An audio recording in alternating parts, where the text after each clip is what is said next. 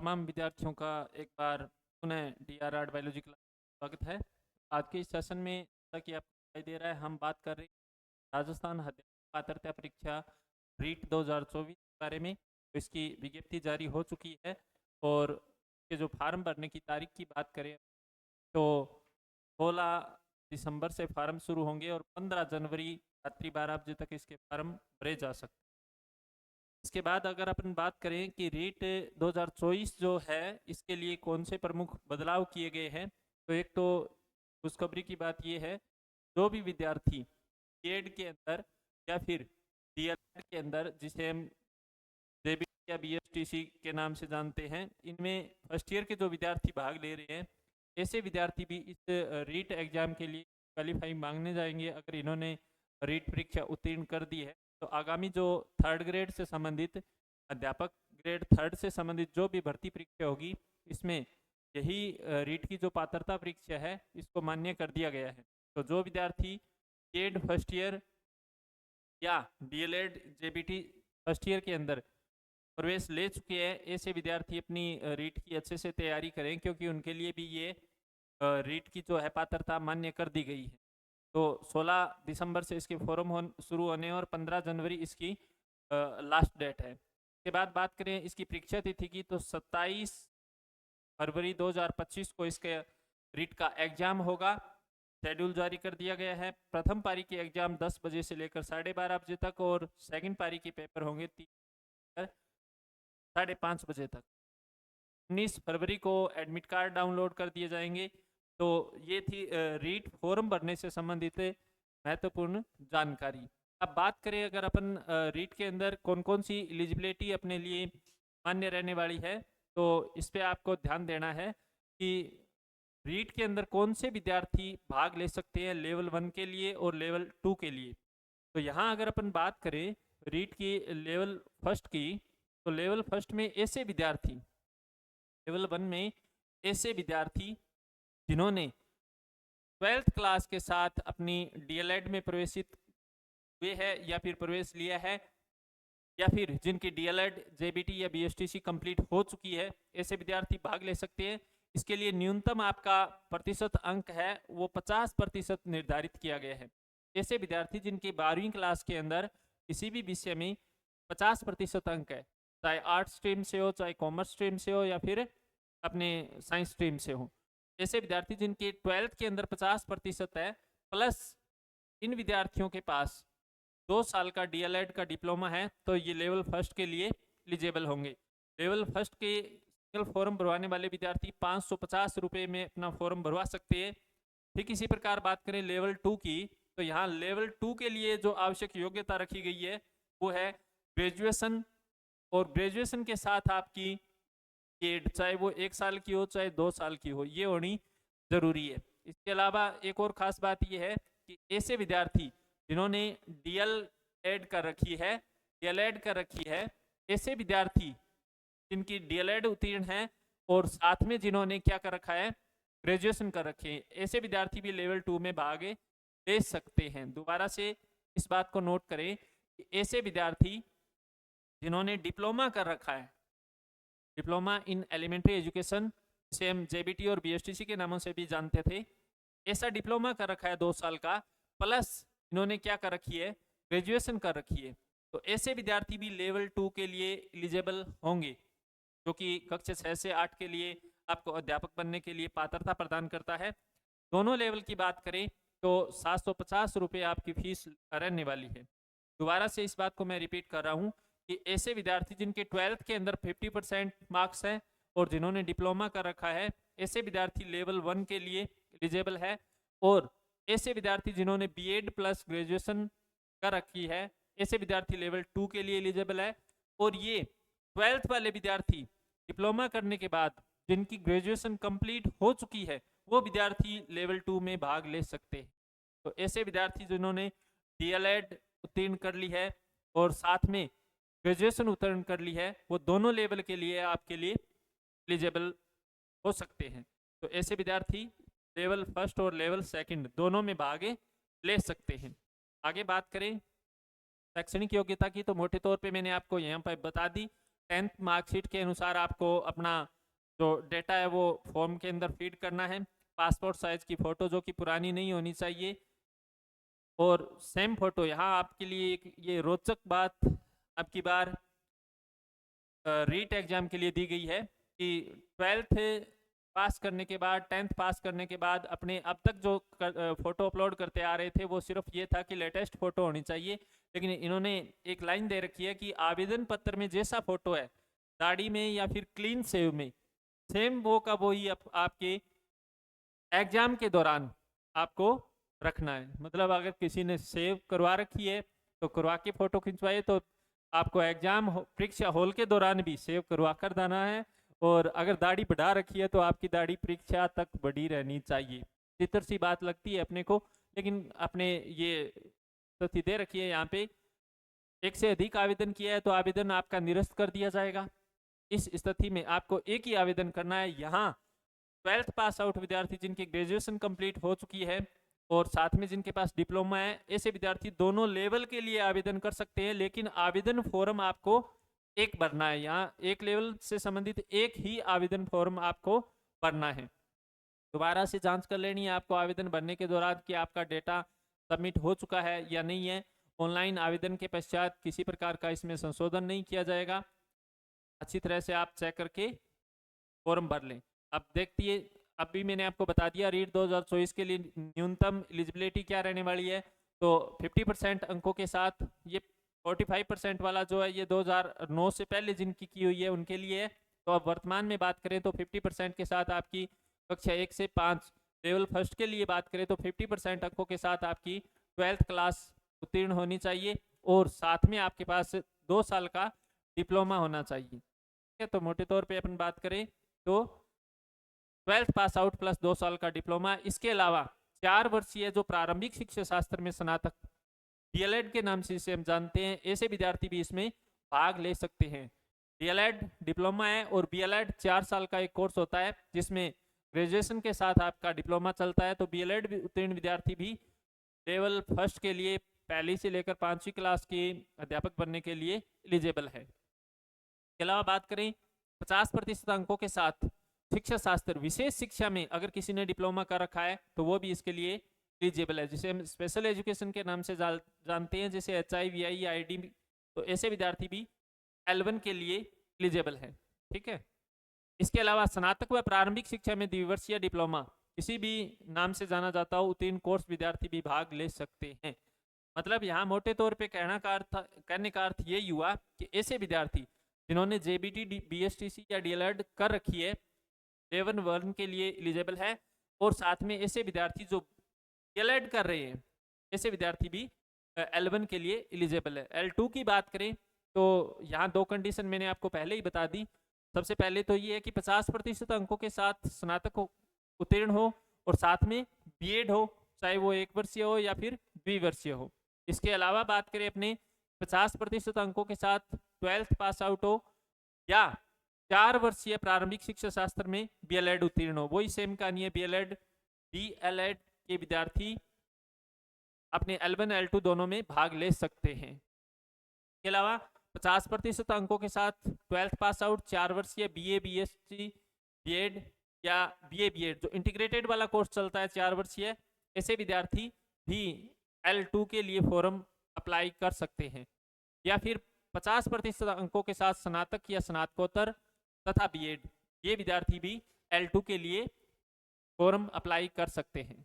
ठीक है, तो यहाँ L1 व L2 की जो फॉर्म से संबंधित महत्वपूर्ण योग्यताएं हैं ये आपको मैंने मोटे तौर पे बता दी कि ऐसे विद्यार्थी जिन्होंने बीएड कर रखी है स्नातक के साथ L2 के लिए एलिजिबल है, और ऐसे विद्यार्थी जिन्होंने 50% अंकों के साथ 12th करने के बाद 4 वर्षीय इंटीग्रेटेड कोर्स ये BSc कर रखा है वो भी एलिजिबल है, और जिन्होंने डीएलएड में भाग लिया है वो विद्यार्थी भी L2 के लिए एलिजिबल रहने वाले हैं। तो ये थी अपने मोटे तौर पे रीट एग्जाम के लिए फॉर्म भरने से संबंधित प्रमुख योग्यताएं। इसके अलावा देखिए 2011 से पहले जिन्होंने दाखिला ले लिया है उन पर ये नियम अपने लागू 50% वाले नहीं होंगे। अब अपने मोटे तौर पे 50% वाला ही मान के चलना है। अब देखिए पेपर पैटर्न की बात करते हैं यहाँ की पेपर पैटर्न क्या रहने वाला है। तो सबसे पहले तो मैं बता देता हूँ कि यह रीट एक पात्रता परीक्षा है जिसे आजीवन कर दिया गया है। एक बार रीट पात्रता परीक्षा क्लियर करने के बाद आपको मुख्य अध्यापक भर्ती परीक्षा में भाग लेना होता है। तो यह केवल एक पात्रता परीक्षा है। ऐसे विद्यार्थी जो बीएड या डीएलएड कर रहे हैं फर्स्ट ईयर के विद्यार्थी, वो भी इस पात्रता परीक्षा को अगर उत्तीर्ण कर देते हैं तो इन फ्यूचर जो अध्यापक भर्ती परीक्षा आएगी उसके लिए वो फॉर्म सबमिट कर सकते हैं। अब पाठ्यक्रम से संबंधित बात करें तो L1 के अंदर और L2 के अंदर दोनों ही क्लासों के अंदर आपका जो प्रश्न पत्र है वो कितने अंकों का रहने वाला है? 1.5 घंटे का रहने वाला है, सॉरी 2.5 घंटे का रहने वाला है और इसमें 150 अधिकतम अंक शामिल किए जाएंगे। किसी भी प्रकार का इसमें नकारात्मक अंकन नहीं किया जाएगा, अर्थात नेगेटिव मार्किंग नहीं रहेगी। तो 150 क्वेश्चन और 150 अंक, प्रत्येक क्वेश्चन आपका 1 अंक का होगा। बात करें अपने कि सिलेबस में पाठ्यक्रम में कौन कौन से प्रश्नों के विकल्प रहने वाले हैं, तो पहला आपका जो पार्ट है वो L1 और L2 दोनों के लिए बाल विकास व शिक्षण विधियां हैं। तो इसके अंतर्गत आपको साइकोलॉजी और टीचिंग मेथड से संबंधित कितने क्वेश्चन पूछे जाएंगे? 30 क्वेश्चन पूछे जाएंगे और प्रत्येक क्वेश्चन 1 अंक का होगा। टोटल आपका 30 अंकों का यह पार्ट रहने वाला है। पार्ट सेकंड की बात करें तो यहाँ आपको कोई भी एक फर्स्ट लैंग्वेज का चयन करना है। हिंदी, अंग्रेजी, संस्कृत, उर्दू, सिंधी, पंजाबी, गुजराती, इनमें से कोई एक भाषा का चयन आपको करना है और इस भाषा से संबंधित आपसे 30 क्वेश्चन पूछे जाएंगे। ये भी आपके 30 अंकों के रहने वाले हैं। थर्ड की बात करें तो यहाँ पर भी आपको सेकंड लैंग्वेज का चयन इन्हीं भाषाओं में से करना है और प्रत्येक प्रश्न 1 अंक का होगा और 30 क्वेश्चन यहाँ पे पूछे जाएंगे। तो इस प्रकार से 90 क्वेश्चन का यहाँ पे पार्ट ए, बी और सी रहने वाला है।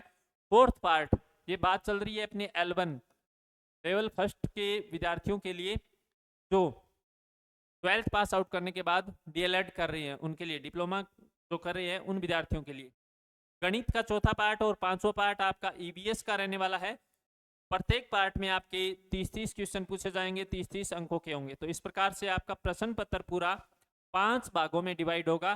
पहले साइकोलॉजी, इसके बाद फर्स्ट लैंग्वेज, फिर सेकंड लैंग्वेज, फिर फोर्थ लैंग्वेज, फिर फिफ्थ लैंग्वेज। यहाँ दोनों लैंग्वेज का चयन करने के दौरान आपको ध्यान रखना है कि आपको अलग अलग भाषा का चयन करना है। जैसे आपने लैंग्वेज फर्स्ट के रूप में हिंदी का चयन कर लिया तो यहाँ आप हिंदी का चयन नहीं कर सकते। यहाँ आपको अंग्रेजी, संस्कृत, उर्दू, सिंधी, पंजाबी, गुजराती, इनमें से कोई एक लैंग्वेज लेनी पड़ेगी। अगर आपने यहाँ अंग्रेजी का चयन किया है तो यहाँ आप हिंदी का चयन कर सकते हैं, यहाँ हिंदी का चयन किया है तो यहाँ अंग्रेजी का चयन कर सकते हैं। तो यहाँ अल्टरनेट आपकी लैंग्वेज रहने वाली है, अर्थात भाषा फर्स्ट और भाषा सेकंड आपकी अलग अलग रहने वाली है। इसके बाद गणित से संबंधित क्वेश्चन पूछे जाएंगे और फिर आपके ईवीएस पर्यावरण अध्ययन से संबंधित क्वेश्चन पूछे जाएंगे। तो आपका प्रश्न पत्र 5 भागों में डिवाइड होगा और प्रत्येक भाग में 30 क्वेश्चन 30 अंकों के होंगे। टोटल आपका 150 अंकों का प्रश्न पत्र रहने वाला है। कठिनाई का स्तर आपका 8th लेवल तक होगा और सिलेबस में आपका वर्णित 5वीं क्लास तक का होगा, अर्थात 5वीं क्लास तक का सिलेबस आधारित रहेगा, लेकिन इनका कठिनाई का लेवल आपका रहने वाला है 8th स्तर का। और ये L1 आपको योग्यता प्रदान करता है कक्षा 1 से लेकर 5 तक अध्यापक बनने के लिए। देखिए यहाँ भाषा फर्स्ट प्रश्न पत्र में आवेदन भरते समय अंकित भाषा से संबंधित निपुणता की जांच हेतु प्रश्न पूछे जाएंगे। सेम सही है, यहाँ पे आपको बता दिया है। मापदंड 1 से 5 तक रहने वाला है और प्रश्नों का कठिनाई स्तर यहाँ पे सेकेंडरी स्तर तक रहने वाला है। ध्यान रखना आपको 10वीं क्लास तक आपका जो स्टैंडर्ड रहता है क्वेश्चन का बनाने का पैटर्न जो रहता है वो कठिनाई स्तर आपका 10th लेवल तक का रहने वाला है। के बाद बात करें अपने L2 की, तो सेम L2 के अंदर आपकी कहानी रहेगी। 5 पार्ट के अंदर आपका L2 का प्रश्न पत्र रहने वाला है। फर्स्ट पार्ट आपका सेम है, साइकोलॉजी और शिक्षण विधियां। सेकंड पार्ट आपका सेम है, लैंग्वेज। थर्ड पार्ट आपका सेम है, लैंग्वेज सेकंड। और फोर्थ पार्ट में यहाँ कुछ परिवर्तन हुआ है, वहाँ आपके फिक्स है कौन से, मैथमेटिक्स और ईवीएस, गणित और पर्यावरण अध्ययन से संबंधित वहाँ पे आपके 60 क्वेश्चन पूछे जाने हैं। यहाँ L2 की बात करें तो L2 के लिए आपके ये लेवल अलग रहने वाला है। कैसे रहने वाला है? ऐसे विद्यार्थी जिन्होंने बीएससी उत्तीर्ण करने के बाद बीएड कर रखी है उनके लिए गणित और विज्ञान के शिक्षक हेतु ये वाला पार्ट आपको चयन करना है, जहाँ आपके 30% गणित से संबंधित पूछे जाएंगे और 30% आपके विज्ञान से संबंधित पूछे जाएंगे। बात करें सामाजिक अध्ययन के लिए तो यहाँ आपके सारे के सारे क्वेश्चन 60 के 60 क्वेश्चन एसएस से संबंधित होंगे। अन्य विषयों के लिए भी आपके 60 क्वेश्चन रहने वाले हैं। तो ये थोड़ा सा आपका L1 और L2 में डिफरेंस है फोर्थ और फिफ्थ पार्ट के अंदर, ठीक है। तो 1 2 3 ये तीनों पार्ट सेम रहने वाले हैं। साइकोलॉजी, हाँ पाठ्यक्रम के अंदर थोड़ा बहुत आपको परिवर्तन यहाँ पे फर्स्ट सेकंड थर्ड के अंदर देखने को मिलेगा तीनों पार्ट के अंदर। फर्स्ट पार्ट के अंदर साइकोलॉजी लगभग आपकी सेम रहने वाली है, टीचिंग मेथड लगभग आपकी सेम रहने वाली है। सेकंड पार्ट के अंदर लैंग्वेज फर्स्ट आपकी लगभग सेम रहने वाली है, पार्ट थर्ड के अंदर भी लैंग्वेज सेकंड आपकी लगभग सेम रहने वाली है, बहुत ज़्यादा कोई अंतर नहीं है। पार्ट फोर्थ के अंदर चौथे पार्ट के अंदर L1 के लिए आपका गणित रहने वाला है और L2 जो पांचवा पार्ट है इसके लिए EVS रहने वाला है। और यहाँ L2 के लिए आपके अलग अलग सब्जेक्ट के अलग अलग विषय रहने वाले हैं। प्रश्नों का स्तर यहाँ 11 से 14 वर्ष की आयु के बच्चों के लिए पठन पाठन सामग्री होगी। 6 से 8 तक गणित व विज्ञान से संबंधित क्वेश्चन आपसे पूछे जाएंगे और कठिनाई का स्तर आपका यहाँ पे 12th लेवल तक होगा। तो ये भी आपको ध्यान देना है। L1 की बात करें, L1 के जो विद्यार्थी है इनके लिए L1 के विद्यार्थियों के लिए कठिनाई का स्तर आपका सेकेंडरी लेवल तक रहने वाला है और L2 के विद्यार्थियों के लिए कठिनाई का स्तर आपका सीनियर सेकेंडरी तक रहने वाला है। तो थोड़ा सा आपने ये प्रश्न पत्र L2 वाला L1 के मुकाबले थोड़ा सा कठिन रहने वाला, ठीक है। परीक्षा का दिनांक आपको बताई दिया 27 फरवरी 2025 को आपका एग्जाम आयोजित किया जाएगा। इसके अलावा ये स्रोत लेखक वगैरह आप विज्ञप्ति में पढ़ लेना। परीक्षा से 2 घंटे पूर्व सेंटर पे पहुंचना होगा। ऑब्जेक्टिव टाइप के क्वेश्चन होंगे, किसी प्रकार की नेगेटिव मार्किंग होगी नहीं। 5 खंडों के अंदर आपको बताई दिया प्रश्न पत्र होगा। OMR सीट पर आपका पेपर लिया जाएगा, ठीक है। 5वां विकल्प आप सभी को पता है दिया जाएगा। अगर किसी विद्यार्थी ने कोई क्वेश्चन छोड़ रखा है तो उसको आपका 5वां विकल्प भरना जरूरी होगा। तो ये सारी बातें आपके सामने हैं। OMR सीट पर आपको रफ काम नहीं करना है। ये आपको नकल वगैरह के लिए जुर्माना जो वर्तमान में शिक्षा नीति चल रही है, नकल रोकथाम चल रही है, उसके लिए हाँ ये आपके लिए पात्रता के लिए न्यूनतम उत्तीर्णांक क्या है ये थोड़ा सा देख लेते हैं अपने। तो पात्रता की बात करें कि कितने अंक प्राप्त करने पर अपने को पात्रता मिल जाती है, तो ध्यान रखना जो भी विद्यार्थी जनरल कैटेगरी के लिए ऐसे विद्यार्थी 60% अंक प्राप्त करेंगे, अर्थात आपका 150 अंकों का जो क्वेश्चन पेपर होता है इसमें से आपको कितने अंक प्राप्त करने होंगे, 90 अंक प्राप्त करने आवश्यक होंगे।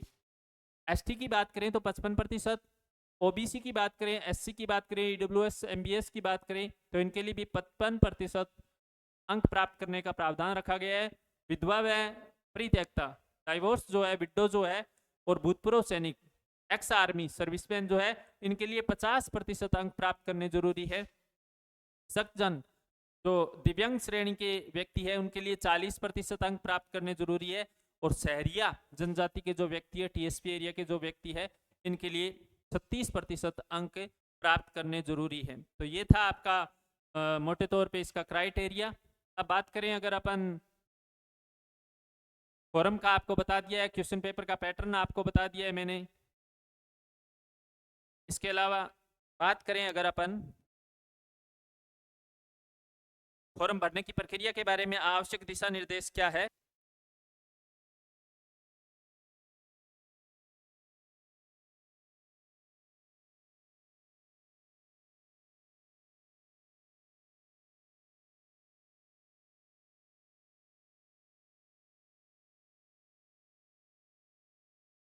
तो मार्कशीट है, इस मार्कशीट के अनुसार आपको अपना डेटा फिल करना है। और अगर बात करें मोबाइल नंबर और जो ईमेल आईडी है वो आपका पूर्णतः एक्टिव मोड पे होना चाहिए। परीक्षार्थी को स्वयं का मोबाइल नंबर देना चाहिए, ये आपको सारा बता दिया गया है। ऑनलाइन सूचना के आधार पर भी आपको एडमिट कार्ड जारी किया जाएगा।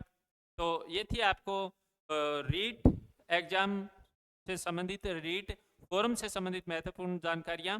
तो इस YouTube channel DR art biology पर आपको रीट का संपूर्ण सिलेबस साइंस से संबंधित स्पेशली मिल जाएगा। आप चैनल को ज्वाइन करें और अपने महत्वपूर्ण कमेंट से हमें अवगत जरूर करवाएं, ताकि हम भविष्य में और अधिक सुधार कर सकें।